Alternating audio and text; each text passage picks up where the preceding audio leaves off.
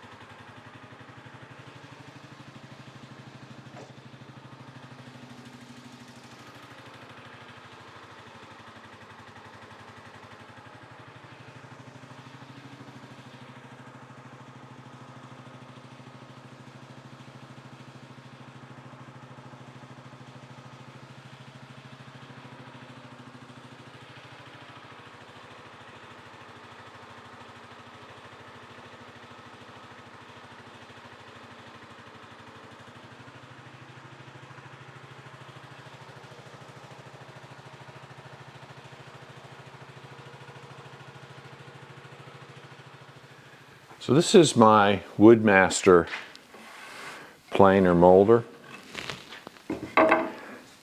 and right now it's got the molding bed in it.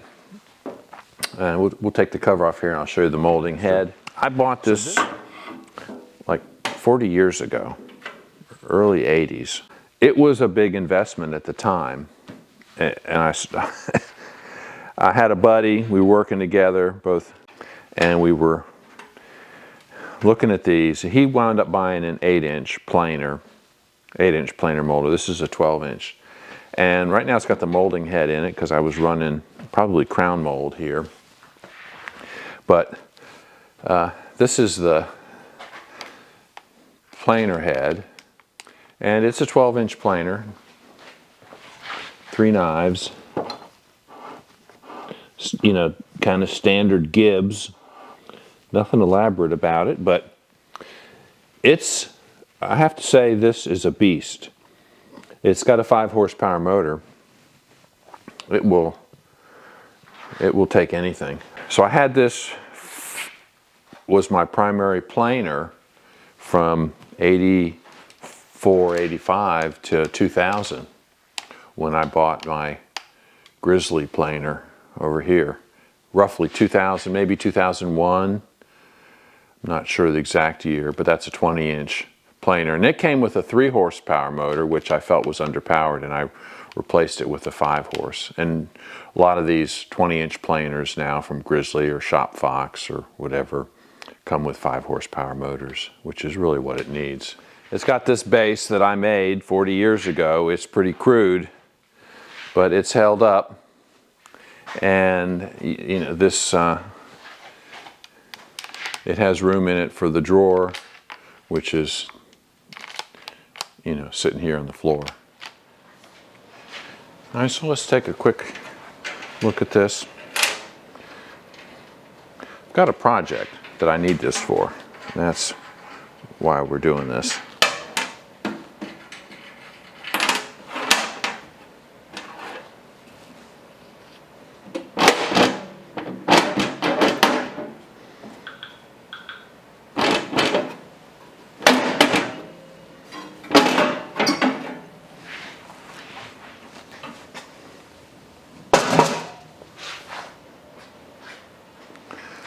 Wow, it's definitely,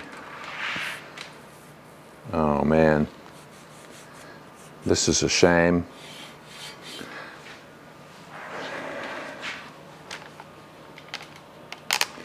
This has been in a heated and air-conditioned shop, but boy, it's rusted here.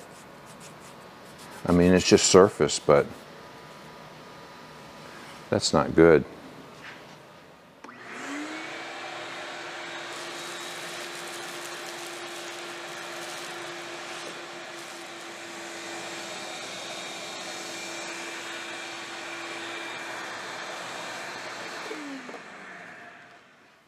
Well, to be honest with you, I'm kind of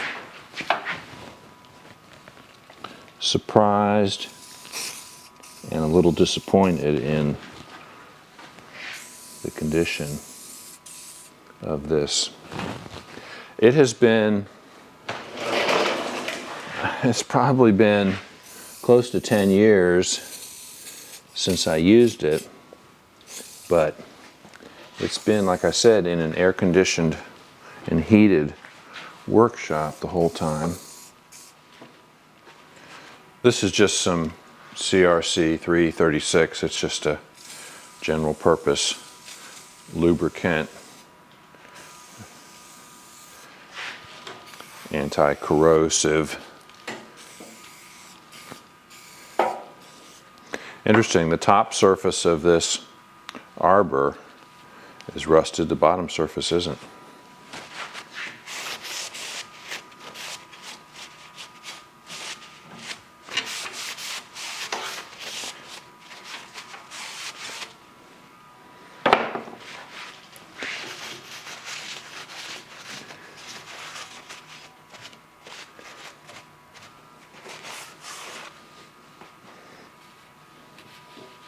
Bearings feel fine.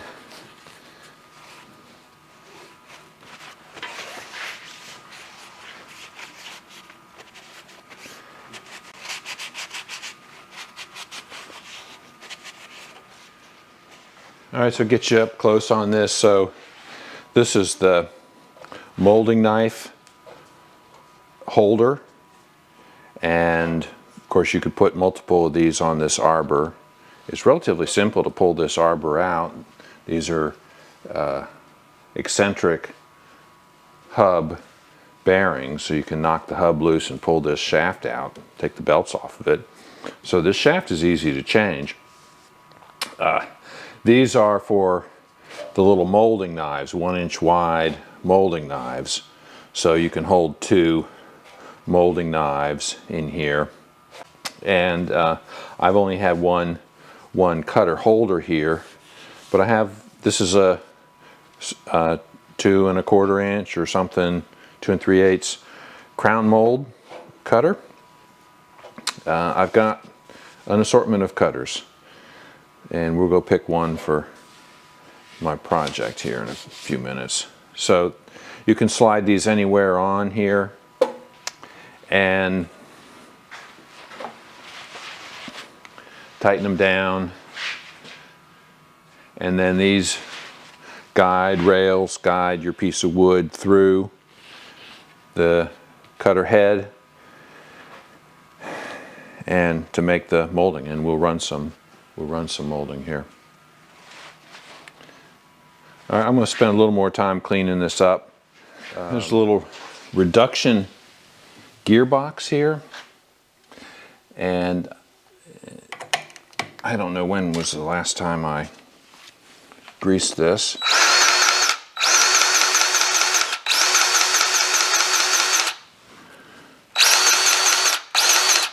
Might be never.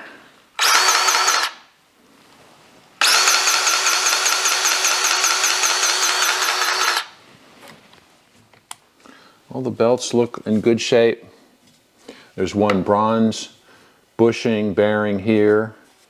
That's the roller drive from the spindle. It takes a spindle and converts that to a lower speed for the rubber rollers.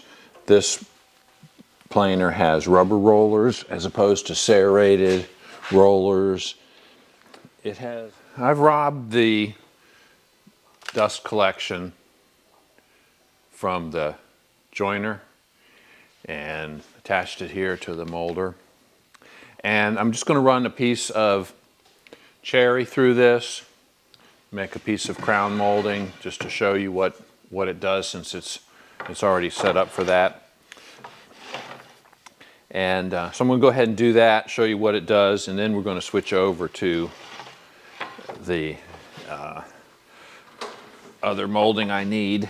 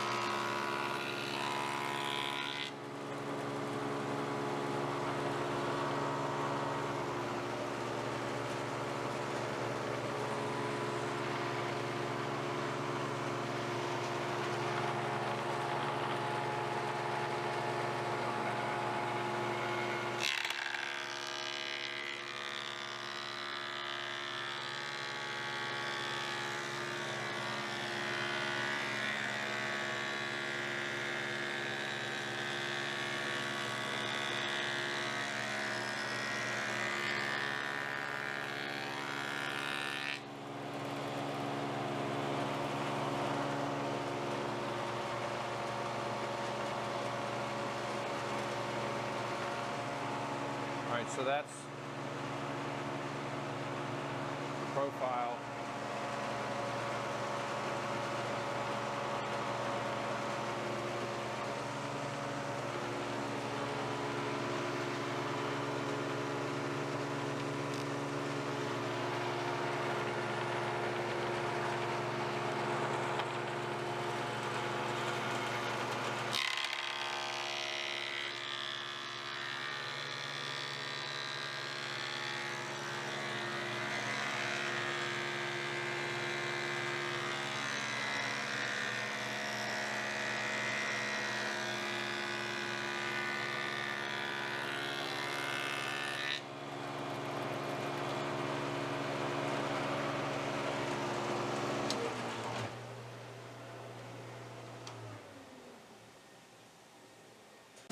All right.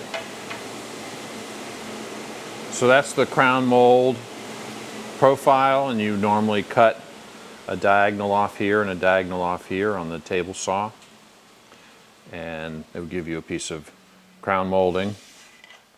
You could put additional knives in this machine to cut those corners off. If you were doing a production run, you would just run it through the main molding knife and then turn it over. Or actually, I'd probably turn it over first, cut the back side, and then cut the front of it. So that's what this machine does, in addition to being a planer if you swap out the head. But since I have another planer, actually I have two other planers, I use this strictly for molding. All right. Let's get the other knife I need for my project and put that in the machine. All right, so it's a single knife machine, and despite the little bit of surface rust I had on the shaft here, this knife is actually quite sharp. Gives a nice result. This machine will feed at two different rates, and I have it feeding currently at the slowest rate. Okay, let's take this one out and put a different knife in.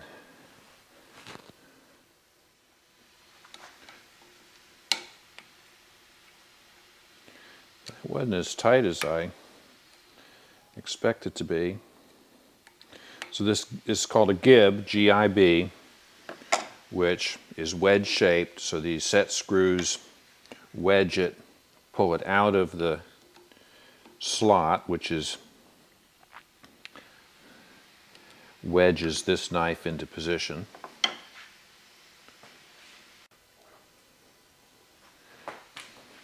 So you want to use a pretty good sized drift.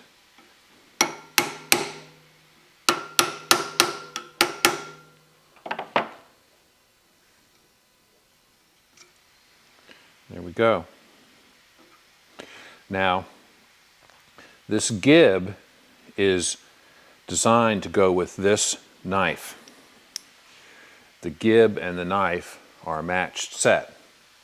And the reason is that the combination of these two makes up for the missing material in this slot to keep the head balanced. So the combination of these two makes up this set. So I'll get another set and we'll install it.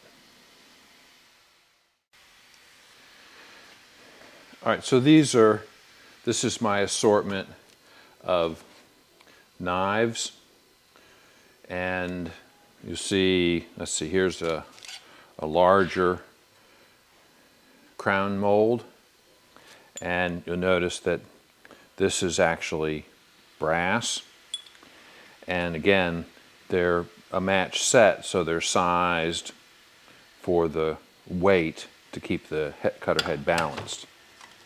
This has an aluminum gib. This is a steel gib for this knife. So this would be a casing, door casing, like 2 1/4 inch colonial door casing. This is a picture frame molding. Another picture frame, picture frame, picture frame, picture frame, picture frame. So I have used the casing and the crown moldings in various projects, and you know, for in the house. A kitchen I did in 2004 at my previous house had cherry crown mold. I'll see if I can find a picture and put that up, but I used this knife to make the cherry crown molding for that kitchen. All right, so I'm going to make, if you haven't guessed it yet, a picture frame, and I haven't decided exactly which one to use. I'm thinking this one. And then what you would do is this would cut out the profile, and then you would cut a rabbet in this corner for the glass to sit into.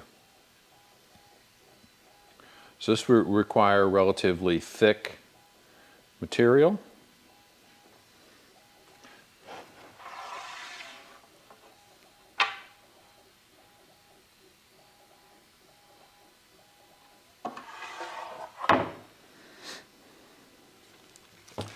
Let's see. Here's another one that's a little wider. The material thickness is determined between, you know, this point and here. So I have a large piece of cherry here that I'm contemplating using.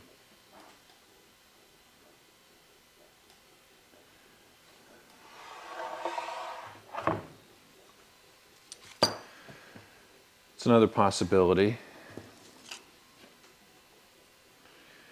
Here's another one which is kind of a plain profile.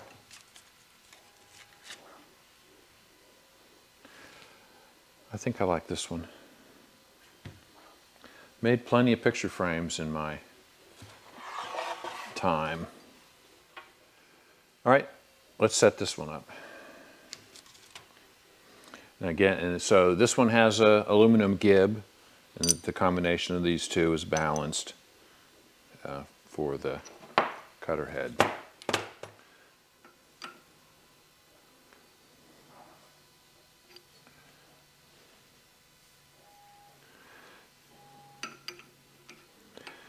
All right, you want the cutter to sit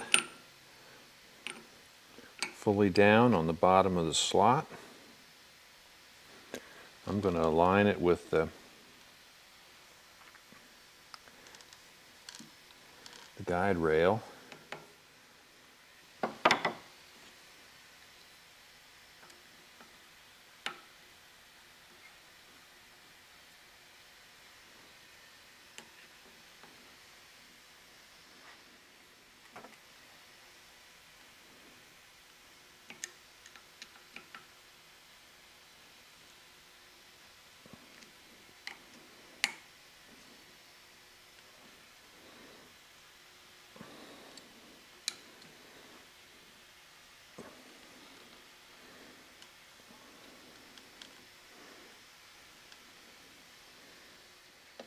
These two fences, have screws through them to adjust their position side to side. So we only need to move this one because I've adjusted the knife to just clear the left one. So we just need to adjust the right one. So I mentioned earlier that these two collars hold molding knives. So this is what they look like. If you had a molding head on a table saw, this is exactly.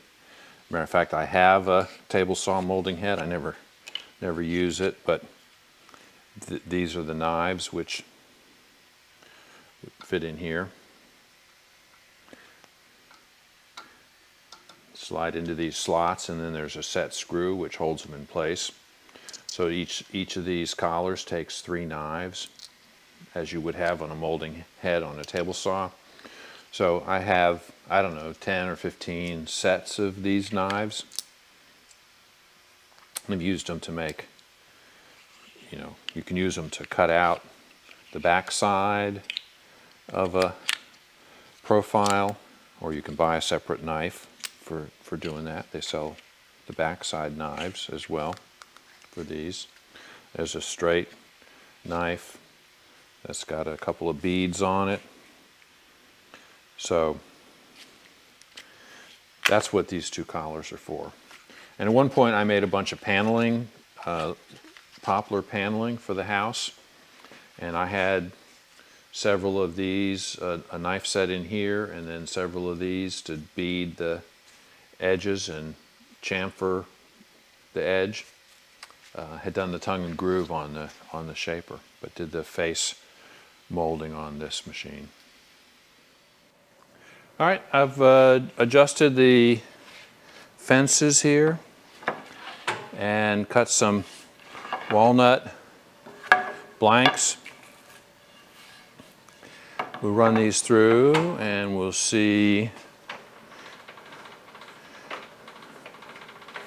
what we get.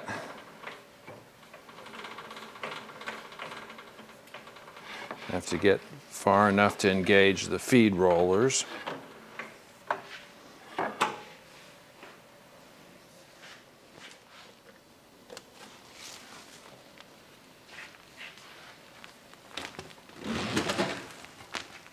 Get the dust collection hooked up again. If I do much more of this, I'll need to hook up another drop for the dust collection, but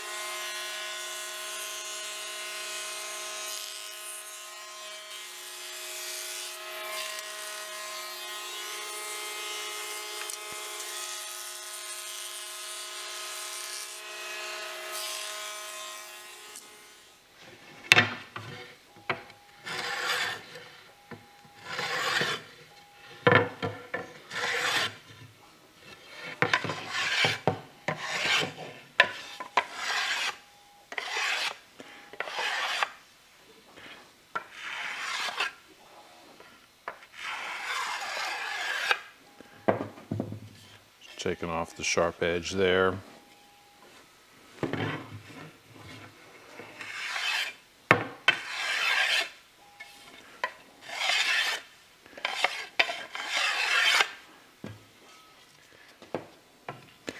If you spend a little more time setting up,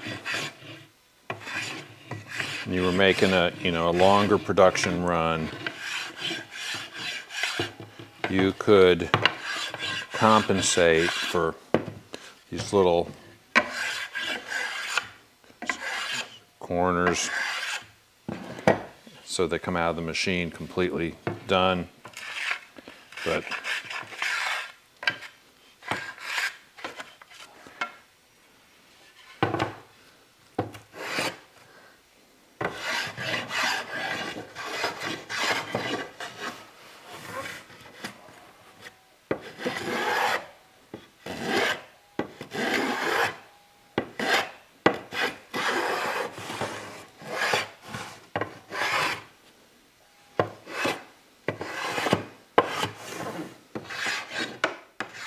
so we're going to cut a 3/8 by 3/8 inch notch out of this corner for the glass.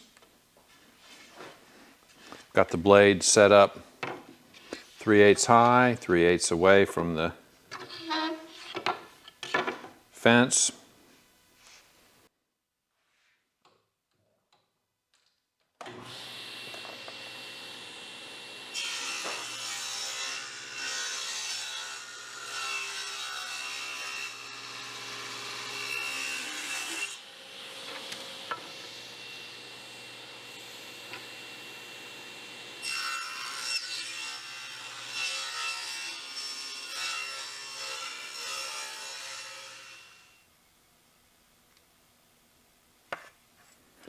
All right, so that's the final profile.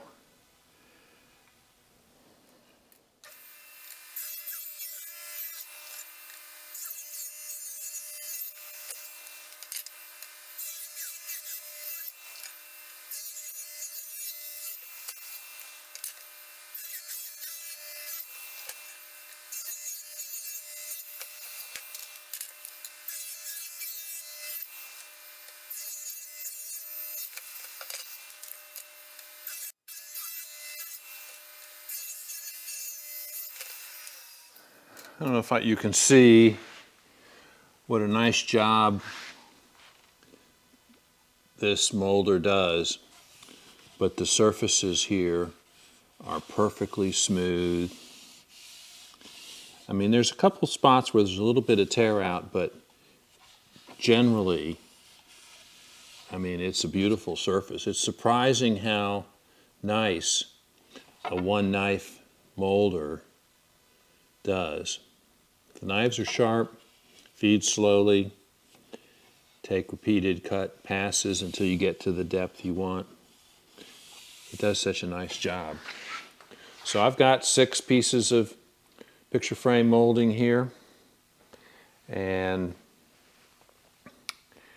I'll show you how I cut them so they're a perfect miter every time.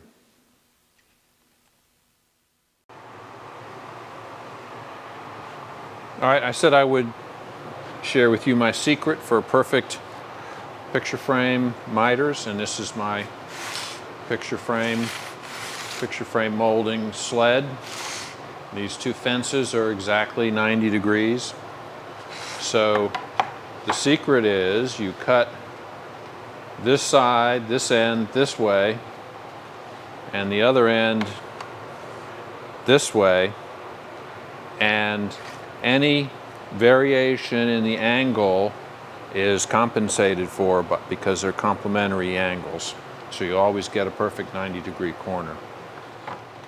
There's really 3 factors that result in perfect miters. One is the angle of the cut. And clearly you want the combination of the 2 angles to be 90 degrees. This sled and fence arrangement takes care of that. The second thing is equal lengths of the opposite legs. So if it's a square, then all four have to be identical length. If one is or two are off the right length, a little bit longer or shorter, then you don't have a square. So you need to set, on a jig, you need to set a stop block for the length so that the length is always correct. And you got to cut both sides of the frame using the same stop block setting. All right, so that's two. So the angle is important. The length of the legs is important. The third thing, which most people don't think about, is shrinkage of the wood. The wider this molding is, the more likely that it will shrink across the grain.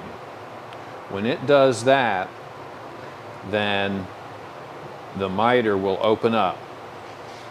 It'll meet at the outside edge, but because it shrinks, it'll open up on the inside of the miter. So your wood needs to be very dry, and this is 5% or 6%, which is about as dry as it'll ever get.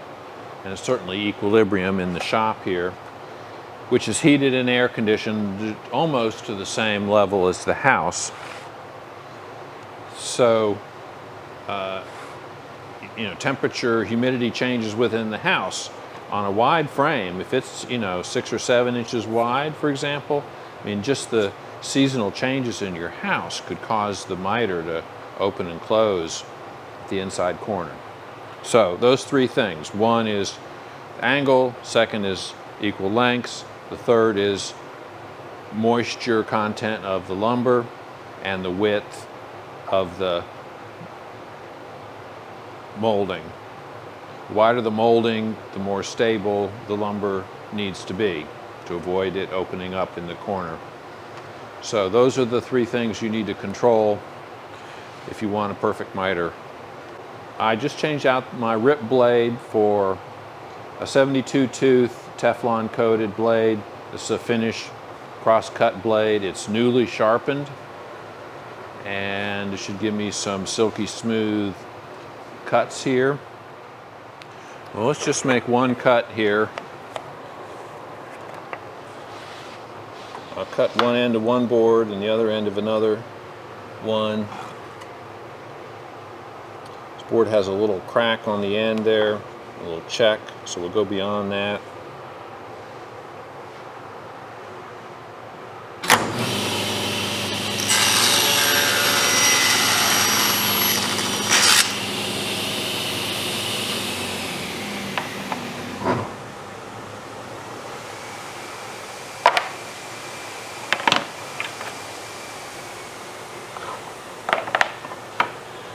That's pretty silky smooth. Always cut your moldings a little bit longer because sometimes you get some tear out at the end. Get to a clean piece here.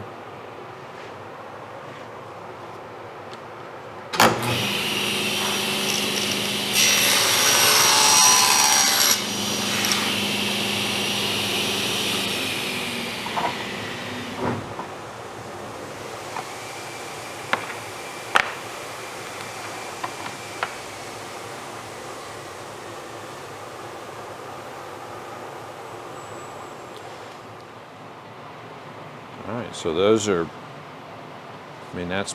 this square is up against both sides, and that miter's perfect. Now the wood is a little different color because it's just a different piece of the lumber. When I make the frame, I need to match the lumber more closely. This is just a little lighter grain than this, but you can see that miter is perfect. Right there, against both sides of the square. I've got my stop block here for the shorter side. I've cut one piece, snuck up on the length, and you need to remember to measure inside the dado for the size of the glass. So my dimensions are 20 by 23.5. That's the dimensions of the artwork. So that's what I'm going to cut the canvas to, and a piece of glass be that size. So it needs to fit in the dado. So it's a little bit shorter than that distance on the inside corner, about 1/4 of an inch difference here and here, since it's a 3/8 by 3/8 dado. On my sled, since it's relatively thin, I have to make sure I have good down pressure so that it doesn't cut, when it's off the table. So you want it to be flat on the table so that you get a good square cut.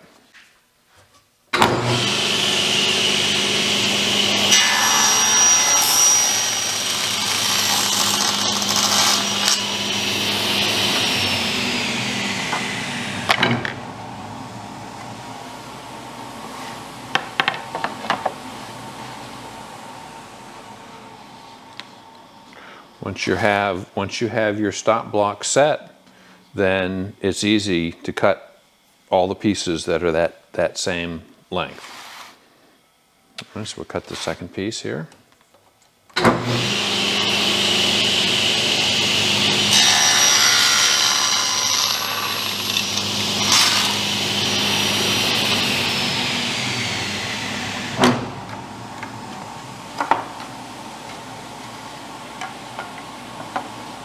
So these two pieces have to be identical length, and they are. All right, so that's the 20-inch sides. We need to cut the two 23.5-inch sides.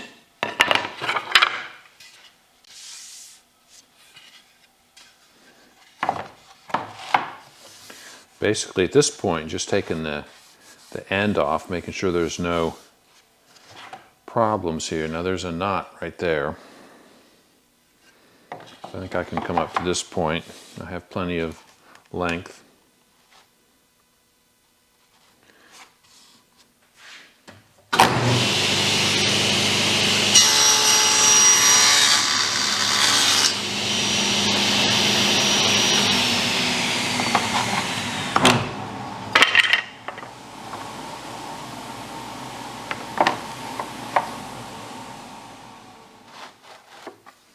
All right, so this should be a little bit long.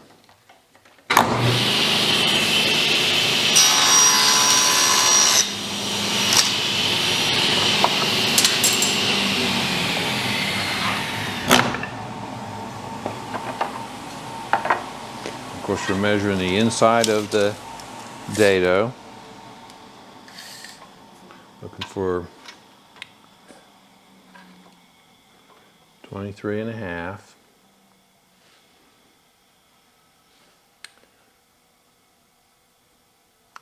Take about another 1/8 of an inch off.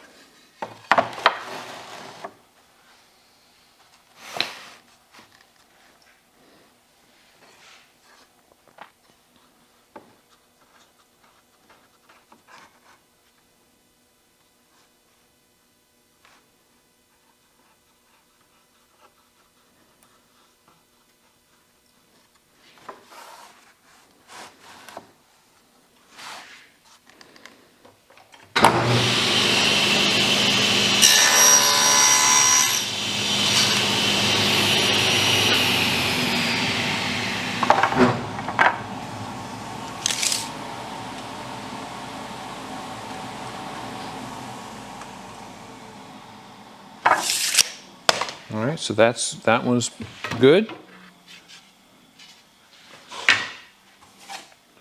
Once you have that stop block set, cutting as many pieces as you want of the same length is super easy.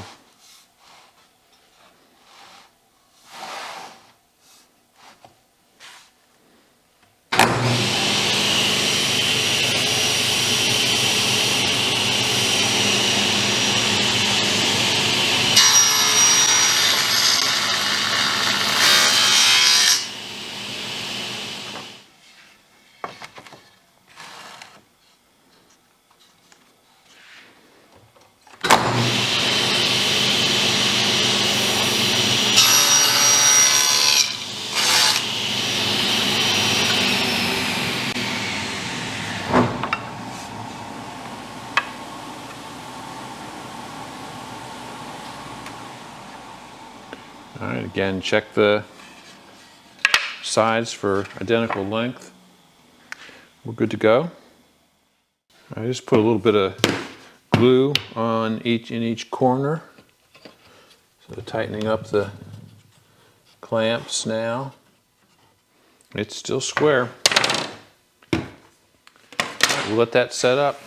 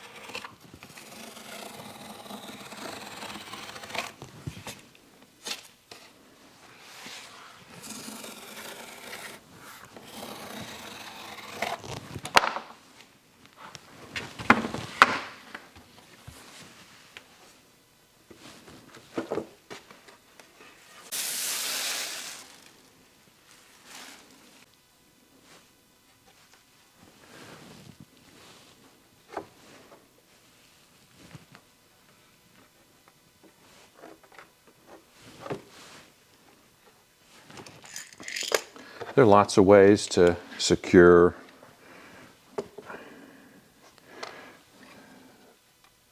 panels in a frame. I just like to use little brads and Squeeze them in with a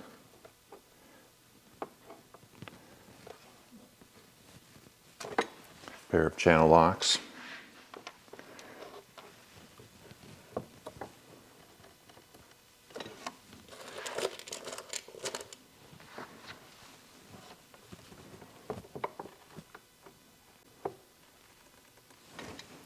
Put a piece of duct tape on the jaw so you don't mar the frame.